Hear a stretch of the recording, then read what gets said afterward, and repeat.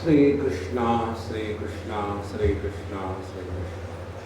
गुरुर्ब्रह्मा गुरुर्विष्णु गुरुर्देवो महेश्वरः गुरु साक्षात् परं ब्रह्म तस्मै श्री गुरवे नमः। तस्मै श्री गुरवे नमः।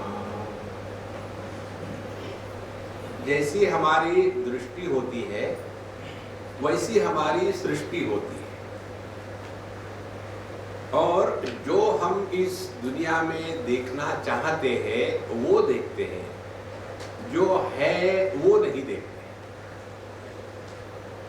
तो ये अपने दृष्टि में परिवर्तन लाना और जो है वो देखना, इस प्रक्रिया को कहते हैं आध्यात्मिक साधना। तो अपने दृष्टि में परिवर्तन लाने के लिए शास्त्रों का अध्ययन किया जाता है।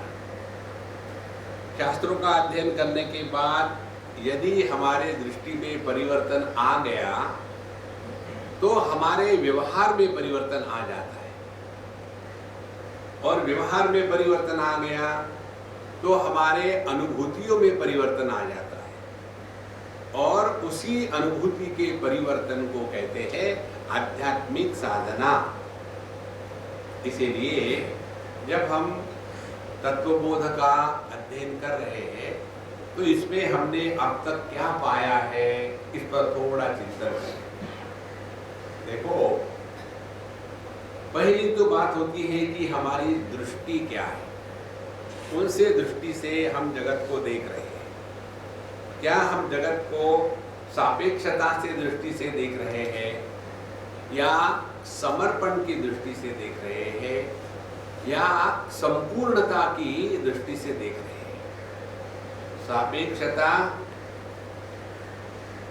और संपूर्णता ये दो अंतिम है, और बीच में एक और आ जाती है, परिपूर्णता।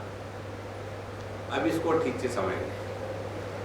जब हम जगत के तरफ अपने से भिन्न के रूप में देखते हैं, जैसे एक व्यक्ति दूसरे व्यक्ति को देखता है, तो उसकी दृष्टि सापेक्षता की हो गई, और ये सापेक्षता की दृष्टि से लेकर के दो रोग मनुष्य के मन में पैदा हो जाते हैं। वस्तुओं का दर्शन करेंगे अपने से अन्य के रूप में, तो जगत के वस्तुओं के प्रति इच्छाएं और संग्रह और जो है उसको बचा के रखना, माने योगक्षेम, ये दो ही बातें पूरे जीवन का लक्ष्य बन जाती है, और अन्य कुछ नहीं।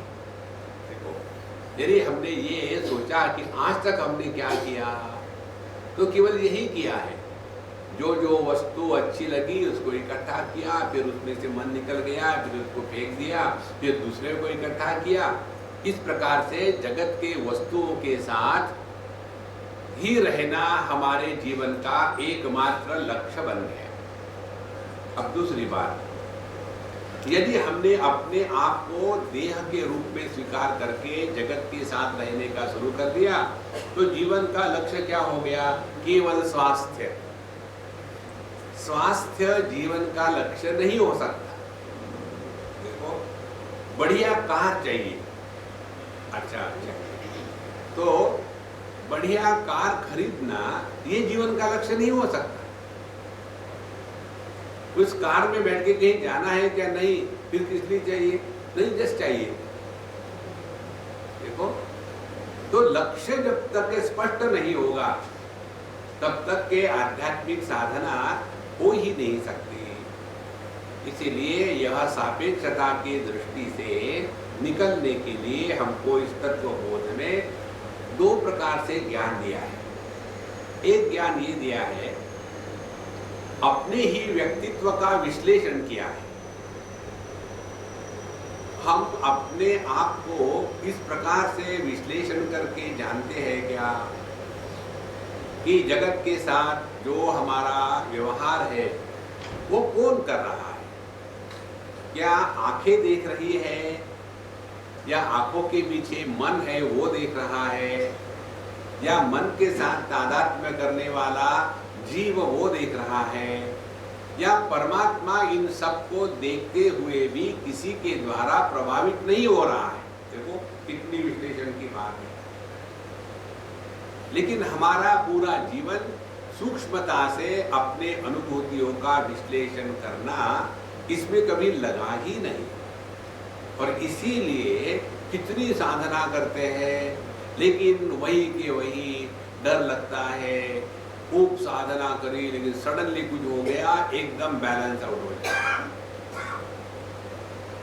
इसीलिए संतो पहले ये समझ ले कि यह दुनिया है क्या। अब दुनिया को समझने के लिए दो प्रकार से, सापेक्षता की दृष्टि से क्या दुनिया है और परमात्मा की दृष्टि से क्या दुनिया है। तो पहले हम अपने दृष्टि से देखें। तो अपने दृष्टि से हमारा स्थूल देह है, इंद्रिय है, प्राण है, मन है, बुद्धि है। तो क्या हम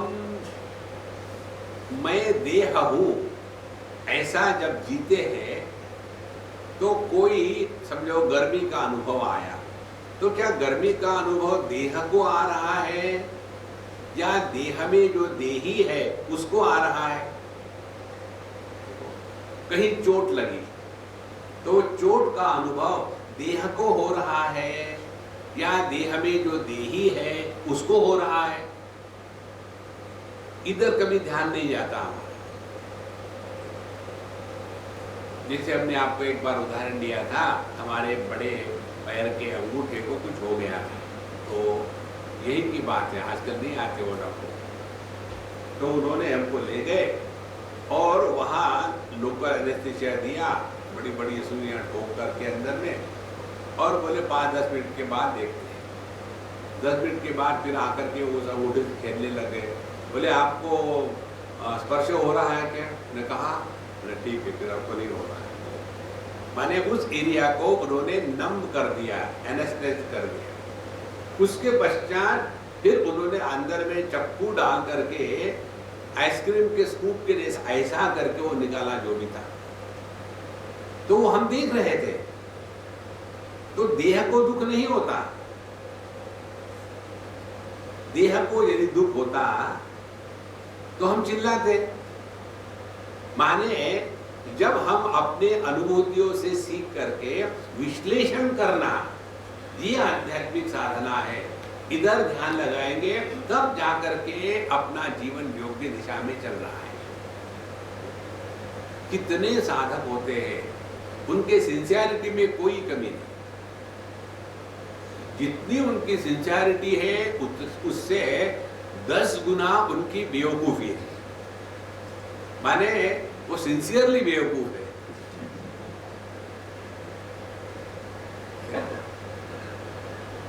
जब हम अपनी अनुभूतियों से नहीं सीखते तो हमको कौन सिखा सकेगा? और जो व्यक्ति अपने अनुभूतियों से नहीं सीखता, उसको बताया जाए गुरु ने तो वो सीखेगा, वो अपनी ही लगाएगा।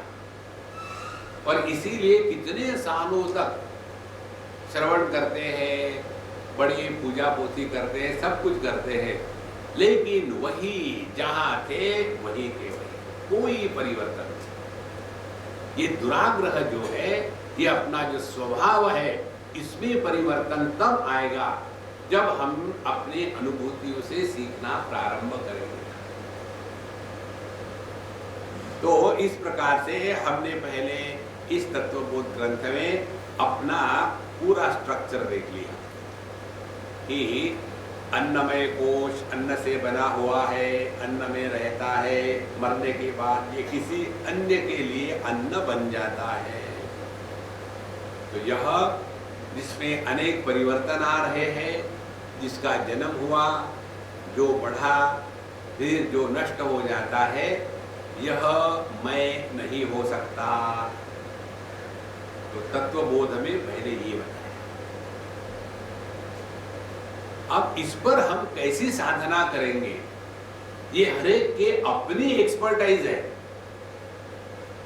देखो, और वेदांत की साधना समझदारी की होती है, मैकेनिकल नहीं होती। यदि समझदारी नहीं ठीक बनी तो आप कुछ भी करो वो सब व्यर्थ जाएगा। तो जब हम तत्व का चिंतन करने में प्रवृत्त हो जाते हैं तो देह के साथ तादात्म्य होने के बाद ही दुनिया के साथ संबंध जुड़ता है, और फिर वस्तुओं के साथ संबंध जुड़ा तो ये जागृत अवस्था, यहाँ की लाभ हानि, यहाँ के दोस्त दुश्मन, यहाँ की संपत्ति इत्यादि, यही हमको सत्य लगने लग जाता है। अब दूसरी बात बताते हैं, हमारा जो अस्तित्व है व्यक्ति का, हमारी आंखें, आप लोगों की आंखें, हमारे कान, आप लोगों के कान, क्या ये व्यक्ति स्वतंत्र है या इन सब का एक आधार है कारणात्मक? जैसे अनेक आभूषण, नाम रूप से देखो तो ये आभूषण एक दूसरे से अन्य है, लेकिन इन सभी आभूषणों का जो कारण है सुवर्ण, वो सब में सामान्य है। तो यह सुवर्ण बन गया कारण और आभूषण बन गए कार्य। कार्य हमेशा अनेक होते हैं और कारण एक होता है। इसी प्रकार से अनेक व्यक्ति है, क्या इन अनेक व्यक्तियों का कोई कारण भी है? अनेक आंखें हैं, क्या ये अनेक आंखों का एक कोई कारण भी है? देखो, आंखों के डॉक्टर जो होते हैं ना, वो उन आंखों को जानते हैं जो कारणात्मक आंखें हैं। माने आंखों का स्ट्रक्चर कैसे होना चाहिए, उसमें दृष्टि कैसी होती है, उसमें रोग कैसे होते हैं, उनका जो ज्ञान है वो कारणात्मक आंखों को लेकर के होता है। और जब वो कार्यात्मक आंखें माने एक किसी व्यक्ति की आंखों को देखते हैं तो उनका वो जो कारणात्मक ज्ञान है वो इस कार्यात्मक ज्ञान पर या आंखों पर लगाते हैं।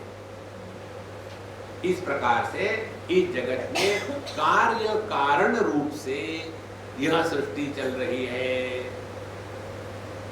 कार्य हो गई व्यक्ति और कारण हो गया समष्टि, अभिव्यक्ति, समष्टि या अभिव्यक्ति। जब तक हम इस व्यक्ति में फंसे रहेंगे तब तक के संसार निवृत्त नहीं होगा। और जब हम ये समझेंगे, आध्यात्मिक साधना का तात्पर्य है व्यक्ति से हट करके अभिव्यक्ति में पहुंच जाए, माने कार्य से निवृत्त होकर के कारण में पहुंच जाए। देखो अब कैसे, हमारा जो देह है, इसमें रहने वाला जो देही है, उसके लिए जीवन जिया जा रहा है। देखो, आंखें नहीं देख रही है, आंखों से देखा जा रहा है।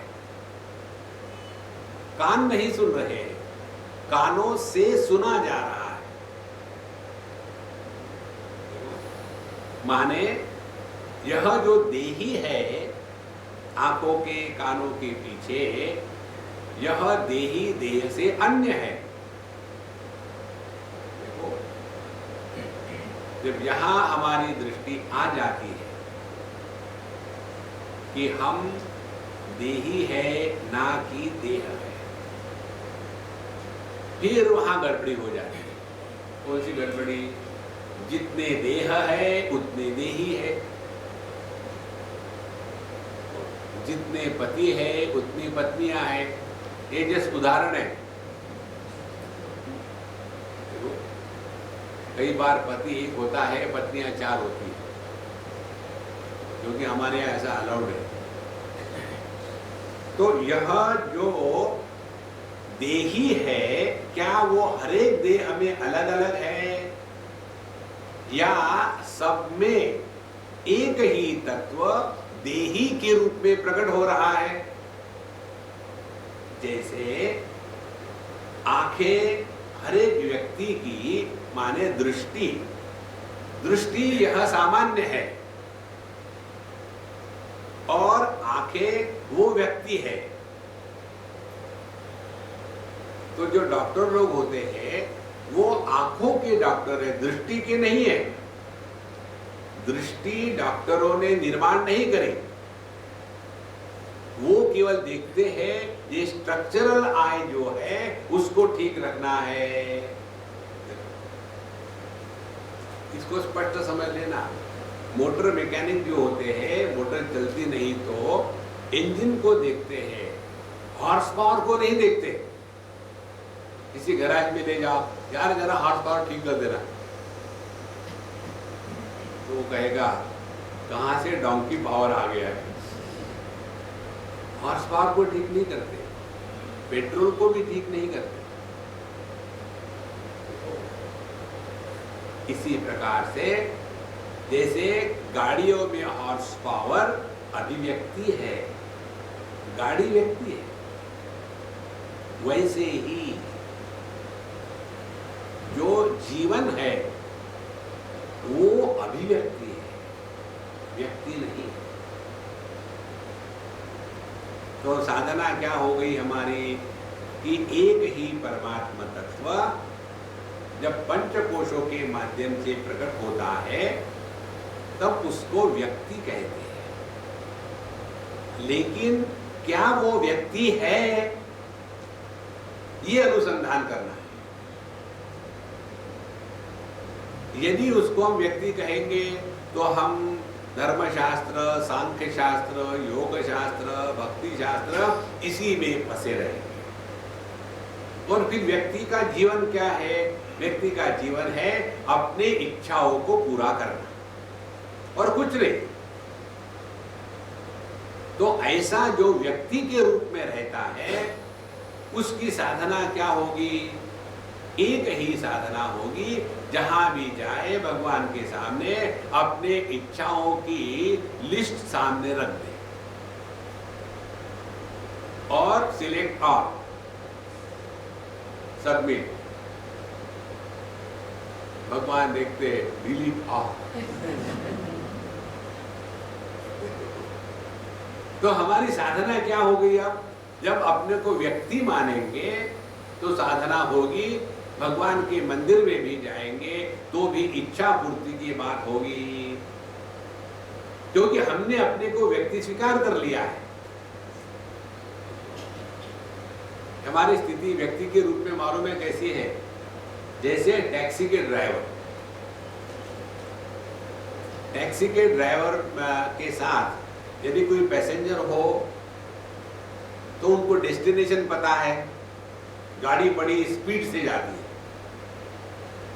कोई पैसेंजर नहीं हो तो वो खड़ा रहता है भगवान कृष्ण के जैसे टांगों को टेढ़ा करके, वहाँ मुरली तो नहीं है हाथ में, तो कार पर अपना हाथ रख करके ऐसा खड़ा है। एक बार हम कहीं थे, किसी के साथ वॉक पे जा रहे थे, हमने कहा आपको देखना है क्या मजा? क्या देखो कैसे मजा। हम लोग उस टैक्सी वाले की तरफ जाएंगे, उसको लगेगा कस्टमर आ रहा है, और फिर हम बैठेंगे तो नहीं, क्योंकि अपने को जाना नहीं है। और फिर उसकी जो रिएक्शन से वो देखा, तो हम क्रॉस किए रोड। अब वो अपना पोज बदल करके, हाँ कहाँ जाना है? तो हमने पूछा कैसे हो, ठीक ठाक है ना, बीवी बच्चे? तब ठीक है, घर में कोई समस्या तो नहीं, आपको जाना कहाँ है? कहीं नहीं। ठीक है सर। जैसे टैक्सी वाला केवल कस्टमरों को ही सोच सकता है और कुछ नहीं सोच सकता है, इसी प्रकार से जो व्यक्ति के रूप में जीता है उसके लिए सब की सब साधना केवल इच्छाओं को पूरा और कुछ नहीं। और वास्तविक अध्यात्म क्या है? इच्छाओं के परे जाना। इच्छाओं के परे जाना ये अध्यात्म है। ये यदि हमने सीखा और स्वीकार किया तब हमारा तत्वबोध का अध्ययन ठीक हुआ। नहीं तो कितने उपनिषद रख कर सुन करके रख दिए। एक सज्जन ने हमको कहा हाँ, अहमदाबाद की कहीं की बात है। Swami ji, I have got all your books and all your talks, CD, MP3 सब कुछ। मैंने बोला बाप रे, सब पढ़ लिया आपने? बोले नहीं, पढ़ा एक भी नहीं, इसलिए नहीं रखते, समझो पढ़ लूँ, जरा जरा टाइम मिलेगा तो पढ़ लूँगा। जो लोग पुस्तकें सब इकट्ठा करके टाइम मिलेगा तब पढ़ेंगे ये सोचते हैं ना, तो जिंदगी में कभी नहीं पढ़ते। अब यदि हुआ तो संभव है, नहीं तो कभी संभव नहीं। समय मिलता नहीं, जीवन में निकालना पड़ता है, तब जाकर के ये तत्वबोध हृदय में उतरेगा। तो फिर हमने अपने इच्छाओं से निवृत्त होने के लिए समझदारी को डेवलप करना है। कि क्या समझदारी है? आज तक हमने इतनी इच्छाएं पूरी करी, लेकिन क्या हमारे जीवन में कृतकृत्यता का अनुभव आया? यदि नहीं आया तो इच्छा पूरा करना ये जीवन का लक्ष्य नहीं हो सकता। और फिर सवाल आता है कि फिर जीवन क्या है? जब जगत से मन निवृत्त हो जाता है, ध्यान से सुनना, तो अंतःकरण में तत्व जिज्ञासा अपने आप प्रकट हो जाती है। अंतःकरण में तत्व जिज्ञासा का प्रकट होना अंतःकरण के शुद्धि का लक्षण है कि अंतःकरण शुद्ध है। लेकिन ये अंतःकरण शुद्ध होने के बाद ये मत समझ लेना ये कभी गड़बड़ नहीं होगा, कभी भी गड़बड़ हो सकता है। तो फिर क्या करते हैं? अंतःकरण शुद्ध हो गया, अब हमको वेदांत श्रवण में हम आने लग गए और फिर उसमें मजा आने लग गया, और जिसके लिए आए थे वही भूल गए, और फिर हम हो गए प्रोफेशनल लिसनर। अपने में कोई परिवर्तन नहीं, देखो, और अपने में जो परिवर्तन है वो अपने को समझ में नहीं आता, अन्य को समझ में। जीवन की दृष्टि बदल जाती है, जीवन के व्यवहार बदल जाते हैं, जीवन से जो अपेक्षा है वो समाप्त हो जाती है। और ऐसा साधक उच्च कोटि का उत्तम अधिकारी, फिर उसको साधना माने क्या? अब साधना माने तत्वमसि महावाक्य के उपदेश को जीवन में उतारने का प्रयत्न। साधना का तात्पर्य है मंदिरों में जाकर के घंटे बांधना नहीं। देखो, साधना का तात्पर्य है अब ये तत्वमसि महावाक्य को जीवन में कैसे उतारे जाए। ननु साहंकारस्य किंचिज्ञस्य जीवस्य निराहंकारस्य सर्वज्ञस्य ईश्वरस्य तत्वमसीति महावाक्यात् कथम अभेद बुद्धि स्यात् उभयोः विरुद्ध धर्म क्रांतत्वात्।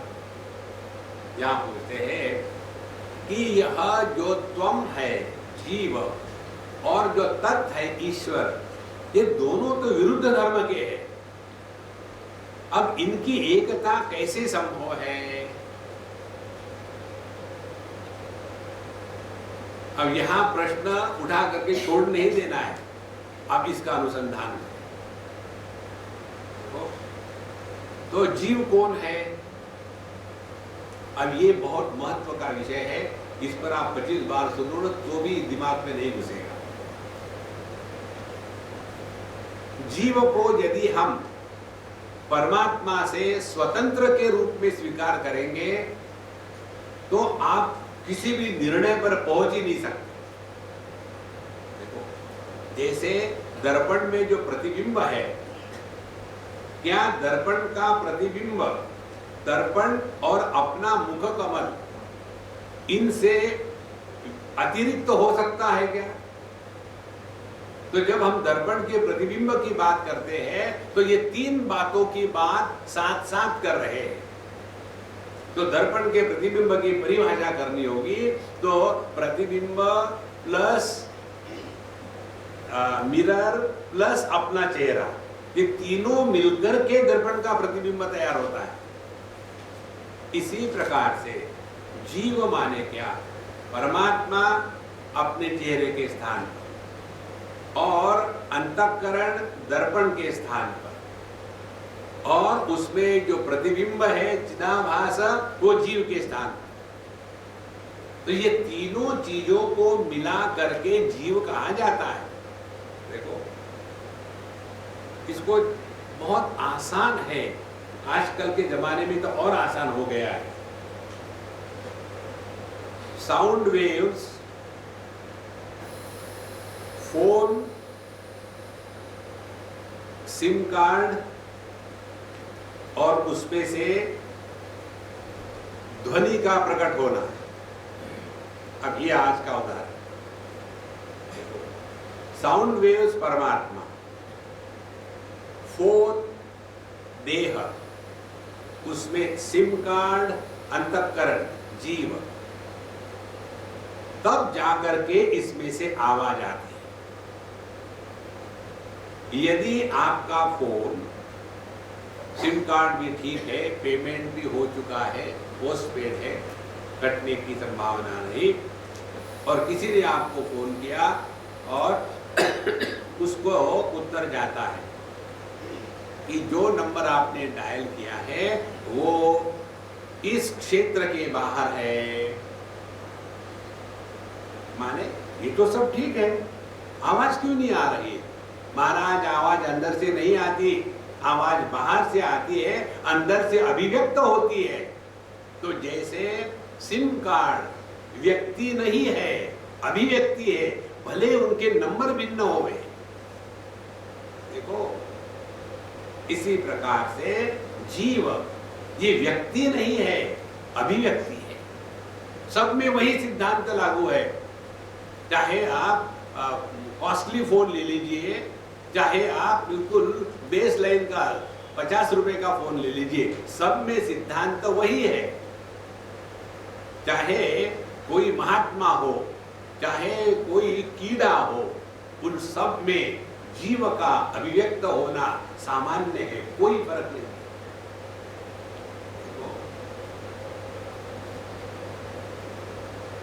दिखने को लगता है आवाज अंदर से आ रही है, लेकिन साउंड वेव्स के अंदर में फोन होता है। इसी प्रकार से दिखने को लगता है जीवन अंदर से प्रकट हो रहा है, बिल्कुल ठीक है, प्रकट हो रहा है, लेकिन यह देह जिसमें जीवन प्रकट हो रहा है ये किसमें है? वो है चिदाकाश। तो जब तक कि हम इस व्यक्ति को ठीक नहीं करेंगे कि हम व्यक्ति हो ही नहीं सकते, और जितनी समस्या है संपूर्ण विश्व में वो केवल इस व्यक्तित्व की है। पति पत्नी के झगड़े का कारण क्या है? दोनों ने अपने आप को व्यक्ति मान लिया है, और फिर छोटी छोटी बातों पर बस तू तू मैं तू तू शुरू हो जाता है। तो इसीलिए संतो आध्यात्मिक साधना का तात्पर्य तत्वमसी महावाक्य का चिंतन करके अपने स्वरूप में पहुंचना। तो जब हमने त्वम पद का विश्लेषण शुरू किया तो पता चलता है कि उपाधि के कारण एक ही परमात्मा अनेक प्रकार से प्रतीत होता है, लेकिन परमात्मा अनेक नहीं है, एक ही है। औपाधिक अनेकता है। जैसे मन एक ही है, 5 ज्ञानेंद्रियों की उपाधि लगा दी उस एक मन पर, तो उसी मन को दृष्टि कहते हैं, उसी मन को श्रवण शक्ति कहते हैं, उसी मन को घ्राण शक्ति कहते हैं। उसी प्रकार से एक ही परमात्मा, उस पर पंचकोश चढ़ा दिए तो स्थूल देह को लेकर के स्त्री पुरुष कहते हैं, प्राण को लेकर के भूख प्यास कहते हैं, और मन को लेकर के सुख दुख कहते हैं। देखो देवी की जो इंद्र के द्वारा की गई स्तुति आती है उसमें एक अनेक श्लोक है। पहला श्लोक ये है, या देवी सर्वभूतेषु चेतनेत्यभिधीयते नमस्तस्यै नमस्तस्यै नमस्तस्यै नमो नमः। जो सभी भूत मात्र में चेतना के रूप में प्रकट हो रही है वो देवी है। अब यह जो चेतना के रूप में प्रकट हो रही है वही देवी अब फर्दर प्रकट होती है। कैसी? या देवी सर्वभूतेषु क्षुधा रूपेण संस्थिता। तो जब चेतना होगी तभी भूख होगी। या देवी सर्वभूतेषु तृष्णा रूपेण संस्थिता। तो जो प्यास है वही चेतना की अभिव्यक्ति है। देखो, या देवी सर्वभूतेषु प्रज्ञा रूपेण संस्थिता। सर्वभूतेषु व्यक्ति नहीं है। तो जीव को यदि हम व्यक्ति मानेंगे तो जीवन में सुख शांति की संभावना ही नहीं। देखो, तो यह जो जीव है त्वम पद, इसका अनुसंधान करना है। तो अनुसंधान क्या है? क्या मैं देह हो सकता हूं जो ना तो मैंने पैदा किया है, ना तो मेरी बात मानता है, जिसका आदि मध्य विकार प्रकार संस्कार और अंत में मृत्यु है? क्या ये देह मैं हो सकता हूं? इस पर चिंतन करें। और यदि हमको केवल इंटेलेक्चुअली समझ में आ गया कि हम देह नहीं हो सकते, अब उसके बाद इस ज्ञान को जीवन में उतारने के लिए क्या साधना करनी है, अब अपने आप ढूंढो। हर बार पूछने से नहीं होता, इसीलिए प्रश्नोत्तरी ज्यादा एंटरटेन नहीं करते। प्रश्नोत्तरी में कुछ नहीं होता, स्वामी जी जब कैसे करना है, मत करो यार, छोड़ो, मेरा असर मत खाओ।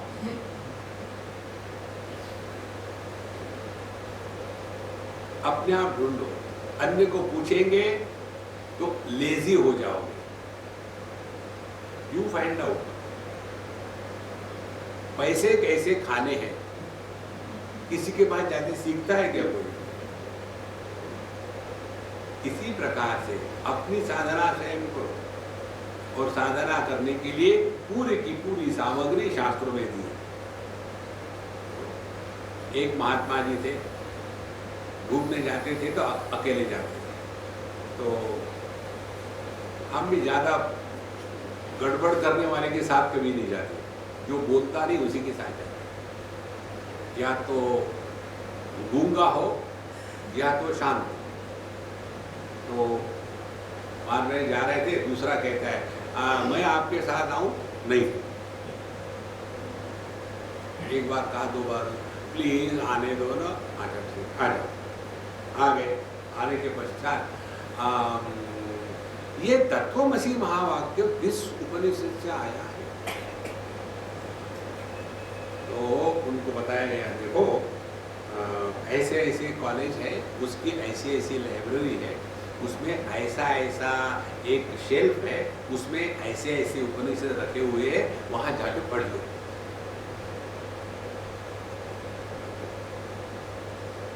फ्री नहीं चाहिए, बिना मेहनत का।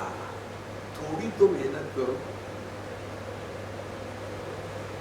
तब जाकर के हम मैं देह नहीं हूं, इसको जीवन में उतारने के लिए क्या साधना करनी है, अपने आप ढूंढ के निकालो।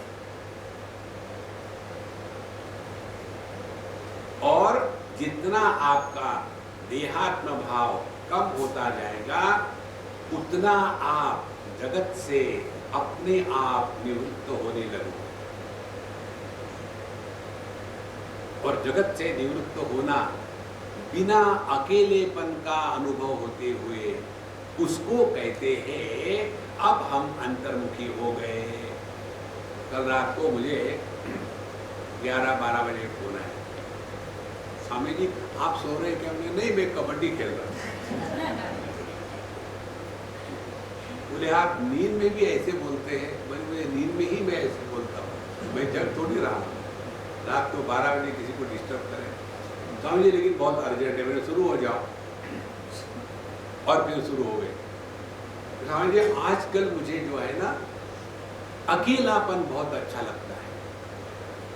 किसी के साथ बोलना, बैठना, घूमना, बातें करना बिल्कुल अच्छा नहीं लगता। लेकिन मैं अपने आप से बोर नहीं होती हूँ, बड़ा शांत आनंद रहता है। तो मुझे एक बात का डर लगने लग गया है कि कहीं मैं डिप्रेशन में तो नहीं जा रही हूं। हमने कहा डिप्रेशन में जाने वाला आदमी दुखी होता है। तुम दुखी हो क्या? बोले नहीं, दुखी बिल्कुल नहीं, अभी ठीक रास्ते जा रही हो। क्योंकि ये दोनों में एयरलाइन डिफरेंस है, depression and dispassion. Depression happens if we have not studied scriptures and practiced in life, and dispassion happens if we have studied the scriptures and practiced in life. Depression में आदमी सबको avoid करके अपने ही क्या कहते हैं, shell में चला जाता है। Those who live in their own shell, they are nuts. Shell में रहने वाले नट्स ही तो होंगे। तो करना क्या है? Crack your shell and get out and don't be nut. तो हमने यदि इस देहात्म भाव की निवृत्ति को साधना स्वीकार करके उसके अनुसार जीवन चलाना शुरू कर दिया तो जगत के प्रति सहज वैराग्य उपरति हो जाएगी। ये होने से दो बातें मूल रूप से होती है। पहली बात, हम अन्य व्यक्ति पर बिल्कुल ध्यान नहीं देते। हम अन्य व्यक्ति पर कैसा ध्यान देते हैं? दूसरे को खुश करने का प्रयत्न। पति पत्नी को खुश करने का प्रयत्न करता है। ये तो ऐसे ही है जैसे बहती गंगा जी पर लकड़ी से राम नाम लिखना। जिंदगी भर लिखते रहो, एक शब्द नहीं लिख पाओगे। आज तक कोई एक ऐसा पति पैदा नहीं हुआ कि जो पत्नी को खुश कर सके। राम जी से ले लो, और ये पूरे जीवन में विचार है पति पे पावन परेशान रहते। पति को सुखी रहना है, उसके पत्नी को सुखी रखने का प्रयत्न छोड़ देता है। असंभव, हम किसी को भी जगत में खुश नहीं कर सकते। और क्यों करना है खुश? हर एक को दुखी रहने का अधिकार है। If somebody is miserable, provide some more means. अपने आप जगत से उपरत हो जाओगे। और दूसरी महत्व की बात, जगत के वस्तुओं के प्रति संग्रह बुद्धि कम हो जाएगी, व्यक्तियों के प्रति संबंध बुद्धि कम हो जाएगी। संग्रह और संबंध ये जब कम होने लग जाते हैं तब जाकर के हम अब देहात्म भाव से निवृत्त होने के मार्ग पर चल पड़े।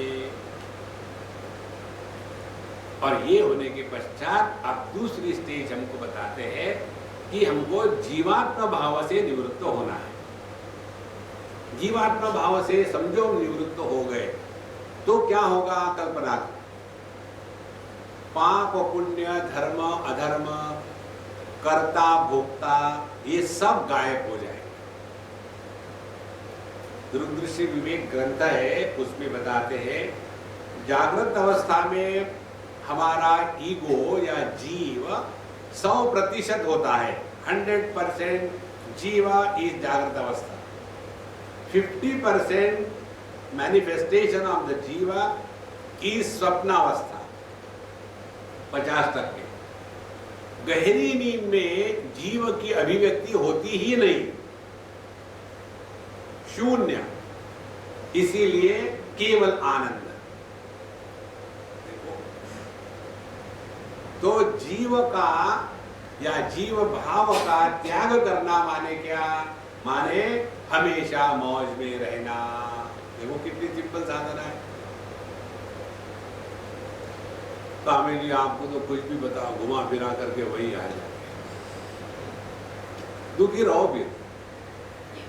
एक टांग पर खड़े रह करके एक टांग जो है वो फ्रिज में रखो, दूसरी हॉट ओवन में रखो, और फिर एवरेज टेम्परेचर जब हो जाएगा तब राम नाम सत्य है को। ये साधना नहीं होती महाराज। तो यह जीव भाव की निवृत्ति माने अब जगत में कर्तृत्वाभिमान का समापन हो गया। मैं कुछ कर रहा हूँ, ये जो मैं करने का रोग इतना तगड़ा हो जाता है कि हम मेडिटेशन भी करने लग जाते हैं। आजकल मैंने मेडिटेशन करना शुरू कर दिया, करते रहो, लेकिन कुछ हुआ नहीं। किसको? कल परसों मैं वहां प्रेमपुरी में बोल रहा था, तो उसमें विषय आया होगा कि मेडिटेशन माने भैंस के जैसा बैठना नहीं। Simply sitting like a buffalo is not a meditation. और मैं बोल के भूल भी गया।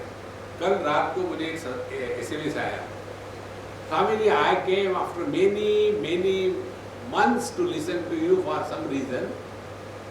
How did you know that I sit like a buffalo for meditation?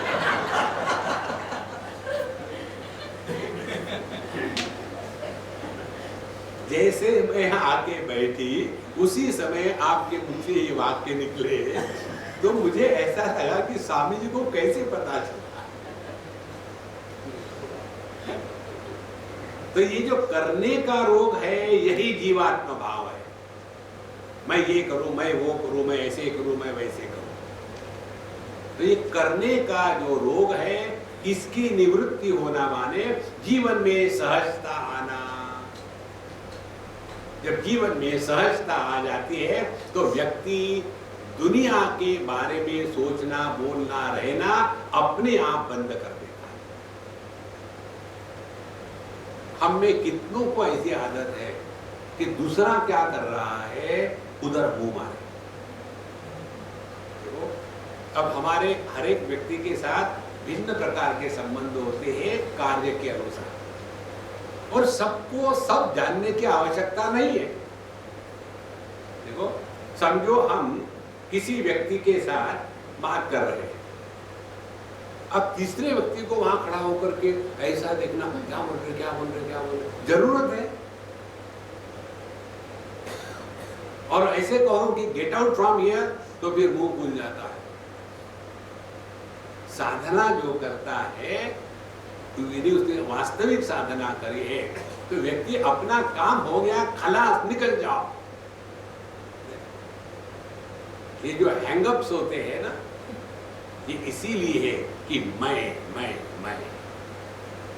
देखो महाराज, इसीलिए ये साधना हम कितने सालों से कर रहे हैं। जहां अपना काम पूरा हो गया वहां 1 मिनट मत रहो, निकल जाओ। कितनी जगह हमको पूछते, स्वामी जी आप लेक्चर के बाद 2-4 दिन रहा करो ना। हमने कहा मैं नहीं रहता हूँ ना, इसीलिए आप कह रहे हो। जैसे एक बार हमने हमारे शाम को कहा, मैं आया वहाँ से अपने ऑस्ट्रेलिया से 24 आवर्स भी नहीं बम्बई में, and next flight to London. तो वो लेने आया था, रात को बेचारा 1-1 बजे। स्वामी जी मुझे समझ में नहीं आता, आप इतना दौड़ते हो, किस लिए दौड़ रहे हो? हमने कहा ठीक है, मैं अगली फ्लाइट से लंदन नहीं जाऊंगा, आज के दिन तुम्हारे घर में आके रहूंगा और कहीं नहीं जाऊंगा। नहीं, ऐसी बात नहीं। मजाक में भी घबरा गए। व्यक्ति की कीमत तब रहती है जब वो आवश्यक है तब हो, तब, अन्यथा नहीं। अति परिचयात अवज्ञा। तो हमने देहात्म भाव का त्याग कर दिया। जीवात्म भाव का त्याग करना माने अत्यंत सावधानी से जीना। जहां अपनी आवश्यकता नहीं, भागो, अपने काम में लग। और ऐसा करते करते व्यक्ति कर्तृत्वाभिमान का त्याग करेगा तो जीवन में उतनी मात्रा में सुख दुख का निर्माण नहीं होगी। सुख दुख का निर्माण कर्तृत्वाभिमान के साथ होता है। आदमी जब सोता है तो उसमें कर्तृत्वाभिमान नहीं होता। जब तक एक कर्तृत्वाभिमान है तब तक की नींद नहीं आती। मुझे सोना है, मुझे सोना है, मुझे सोना है। जब तक ये मैं है तब तक की नींद प्रारंभ नहीं होती। जहां मैं गायब हो गया, कर्तृत्वाभिमान गायब हो गया, जीव भाव गायब हो गया, उसी क्षण नींद शुरू हो जाती है। इसी प्रकार से जब तक के यह मैं कर रहा हूँ ये भाव है, तब तक के जीवन के सुख दुख का निवारण नहीं होगा। तो जीवात्मा भाव का त्याग का तात्पर्य क्या है? अब हम किसी भी वस्तु व्यक्ति के कारण दुखी नहीं होते। जहाँ आवश्यकता नहीं वहाँ मुंह नहीं मारते, जहाँ आवश्यकता नहीं वहाँ रुकते नहीं, निकल जाओ। बहुत महत्व की बात है। फिर जाकर के व्यक्ति अपने आप में रहने लग जाता है। और जो व्यक्ति, ध्यान से सुनना, अपने आप के साथ रहते हुए भी अपने आप से बोलना बंद कर देता है। हम लोग अपने आप के साथ रहते हैं और नॉन स्टॉप बोलते रहते हैं, बोले और जिनका इस पर नियंत्रण नहीं होता वो आगे जाकर के मेंटल केस हो जाते हैं, और जिनका इस पर नियंत्रण होता है वो शांत प्रसन्न रहते हैं। वही व्यक्ति वर्तमान में रह सकता है। जो जितना अपने आप से बोलते हैं वो वर्तमान में नहीं रहते, क्योंकि हम क्या बोलते हैं अपने साथ? या तो भूत की कल्पना या तो भविष्य की चिंता, दूसरा कुछ नहीं।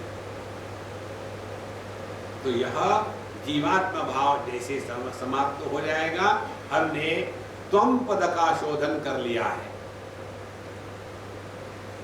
तो क्या शोधन हो गया? क्या शुद्धिकरण हो गया? शुद्धिकरण ये हो गया, अब ये पंच कोशों से हमको प्रभावित नहीं होना। तो देह के जो गुणधर्म है वो देह के है, जितनी उसकी फिक्र करनी है कर लो, लेकिन उसको लेकर के परेशान होना बंद हो जाए। प्राण के जो गुणधर्म है उसको खाना पीना पानी पिला करके चुप कराओ, उससे ज्यादा नहीं। मन के जो गुणधर्म है सुखी दुखी होना, तो उसको होने दो, आप सुखी दुखी मत होना। बुद्धि के जो गुणधर्म है मैं कर रहा हूं मैं नहीं कर रहा हूं, इस मैं को दफना देना। और आनंदमय कोश के जो गुणधर्म है मेडिटेशन का भोग करना, उसको त्याग दो। मेडिटेशन का भोग नहीं करते। ये 5 बातें समझदारी के साथ करना, इसको कहते हैं त्वम पद शोधनम। इस सब की समरी यदि समझनी हो एक वाक्य में, तो जिसका त्याग हो सकता है करते जाओ, जिसका त्याग हो ही नहीं सकता वो आप हो। किसका त्याग हो सकता है? जगत का त्याग होता है, देह का त्याग होता है, मन का त्याग होता है, बुद्धि का त्याग होता है, मैं का त्याग होता है। गहरी नींद में इन सब का त्याग हो गया। लेकिन एक ऐसी वस्तु है जो सबके त्याग में भी बनी रहती है। जिसका त्याग नहीं हो सकता वो अपना स्वरूप है। हाँ, समझ में आ गया क्या? गुस्से का त्याग नहीं। तो गुस्सा मैं हूं, आपने समझा ही नहीं क्यों? गहरी नींद में आप गुस्सा नहीं कर सकते। आपके खर्राटों के कारण दूसरे गुस्सा, आप गुस्सा नहीं कर सकते। इसीलिए जिसका त्याग हो सकता है वो दुनिया है, जिसका त्याग नहीं हो सकता वो परमात्मा है। कितनी सिंपल बात है देखो। इस प्रकार से त्वम पद का शोधन हमने कर लिया। ये शोधन करते करते एक रोग, एक वायरस बिना हमारे समझदारी के अपने आप में घुस जाता है। और वो वायरस क्या है? हम शास्त्र के अध्ययन के कारण, अपने जीवन के नियम के कारण अपने आप को अन्य से बड़े शहाने समझने लग जाते हैं। ये सिंधियों का शब्द है, बड़ा शहाना समझता है। हम अपने आप को अन्य लोगों से जरा होशियार ही समझने लग जाते हैं। हम लोगों के जैसे नहीं है 10 बजे तक सोते। हम हम तो 10 बजे उठ जाते। तो इस त्वम पद का शोधन करते करते साथ साथ में तत्पद का शोधन भी शुरू करना है। ये दोनों साथ साथ जाते हैं, आगे पीछे नहीं। अपने साथ साधना करनी माने वेदांत को अप्लाई करके पंचकोश का विवेक करके इनके प्रभाव से मुक्त होना, यह त्वम पद का शोधनम है। और तत्पद का शोधनम है, ये करते करते अपने जीवन में उपासना, नाम स्मरण इत्यादि चलती ही रहना चाहिए। देखो, मुझे कल परसों किसने फोन किया था, स्वामी मैं रेगुलरली मेडिटेशन करती हूँ, वो सब करती हूँ, मुझे अगर में कोई इंटरेस्ट नहीं रहा, कहीं डिप्रेशन तो नहीं है, और मैं क्या करूँ। हमने कहा तुम कभी कोई गीता का पाठ, उपनिषद का पाठ, भगवान का नाम स्मरण या करती हूँ क्या? बोले वो तो मैं करती हूँ, मैं वो शुरू करो, उससे क्या होगा। हमने कहा तुम प्रश्न पूछना बंद करोगी।